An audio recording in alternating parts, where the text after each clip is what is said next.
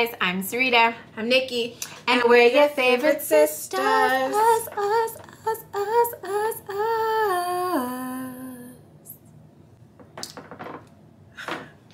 Welcome back if you're returning. Welcome to our YouTube channel. We're so happy that you're here. You realize everyone signed off at this point.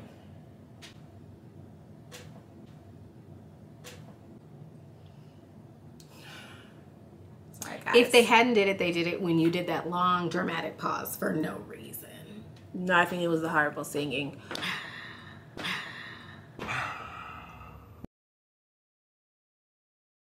Welcome to our channel. So, do you guys remember that challenge we talked about back in January of reading, giving each other a trope that we don't normally like to read? And Nikki picked something horrible for me. Yes, you guys remember? So, we're here to talk about the books we read. Do you want to start? So as you guys know, Nikki said that she wanted me to read about werebears. And remember, we were trying to figure out, are they called werebears? Or bear shifters? Like what it is. I think it depends on the story that you read, because I've read a lot of them where they say werebears and a few that they were just called shifters because there were other species there, so they used the word shifters. The story that I chose was called Forbidden. It's a BBWM paranormal romance. Ooh, it had a lot of tropes in there. Yes. It was by Mary T. Williams. It was narrated by Stacey Pearson. It was 2 hours and 25 minutes. You guys, I do not read synopsis. Everybody knows this about me. The cool thing about this story is that once you hit play, it tells you the synopsis. I was like, cool. What? It actually reads the synopsis. I thought that was like super cool already. And I was like, damn, maybe I'm missing out on not reading synopsis. Did you find I know you said you listened to a few of them. Did you find a lot on audio?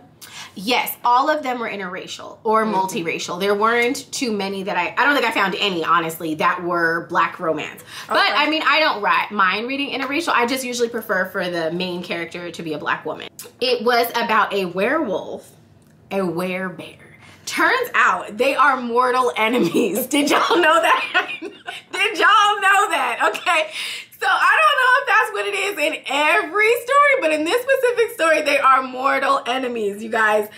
And it's crazy, right? Because you're like, what? Like, hold on. Well, the cool thing is about this story is that you get to meet the bears, right? And the bear women are usually actually very shapely, bigger women. Why? The fluff. That makes total sense, right? They got them childbearing hips and they're walking and everything. So it makes total sense, right? You have childbearing hips. Side eye.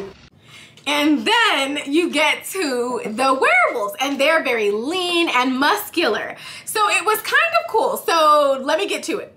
The woman was the damn bear, y'all. I like that. She was the bear. Blew my whole ass mind because I automatically assumed the bear would be the man. Listen, honey, and then we get a werewolf. He's really cute. They're both really young. The story was a lot, y'all. It was a lot because when your families are mortal enemies, like, and they don't even know why they're enemies. Like, you know, why can't I like this bear? And he's like, why can't I like this wolf? Especially because, as you know, when shifters shift, honey, they don't have no clothes on. And homeboy ain't seen no thighs like that before. He ain't never seen breasts like that. He ain't seen nothing like that. So he immediately was salivating, okay? And homegirl was petting him. He liked it, honey. And she was petting him, like rubbing her fingers through his soft fur. And he was really enjoying it, y'all. It was a good story, okay? You get a battle. You get poachers.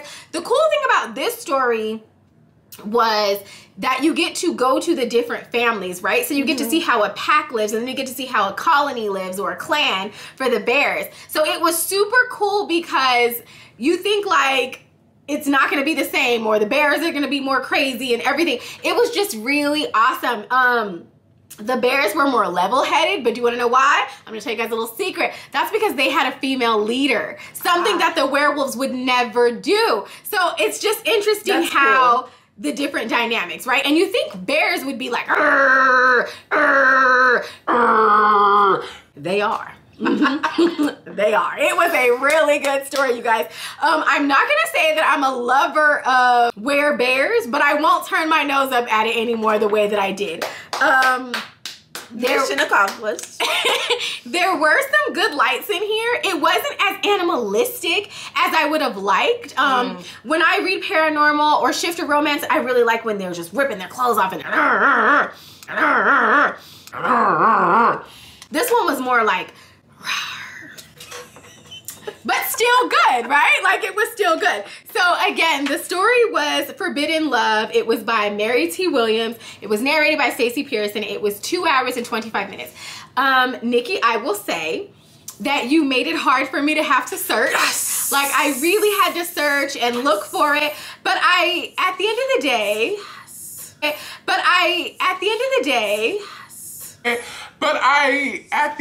day, Spirit fingers, that's what I wanted. That was my goal. I appreciate you for getting me outside of my comfort zone, because this is something that I would have never done, and that I would have never found this really cool author or this new narrator. So both of these were new narrators and new authors to me, so click on my go. You go, girl.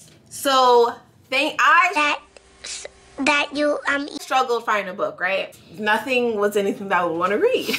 Well, I guess was kind You of had to tell me what the trope was. I am. So I scoured the internet and then took it to TikTok to ask about a book that has someone sleeping with their best friend's ex. And Cami Current Reads, I believe that's her name. I'll tag her. Thank you, Cami. She came through for me. She told me to check out Girl Code by Brooklyn Mosley, and it was Girl Code, an erotic love story, the Friends to Lovers series, book 1. Brooklyn Mosley, you did that. I can't wait to read book 2. It was 209 pages long, and it starred Sweet, Amir, and Melody. This story was so fun and romantic, and what I liked was it definitely gave my best friend's ex, but they were older and more mature. Okay, so it wasn't messy. No, it was messy. But what I like is the reason it was messy wasn't just about sleeping with your best friend's ex and like having this secret relationship. There was more to it. And so when it came out, it wasn't like, come on, girl, get over it. 12 years later, there was a reason, for an even deeper reason for the hurt and the pain. And it was brilliant. Okay. And I felt like it was so cool because as women, you understand, right? But then you have this guy who's just like, okay, but get over it. I love you. It's always been you, you know? And you're just like a man. And literally you get where he's coming from because he can only go off of what he knows. And then he's a man, like, you know? So he's not getting like, this is tearing her up while also building her up. And it was written so beautifully, and it gave me Friends to Lovers. So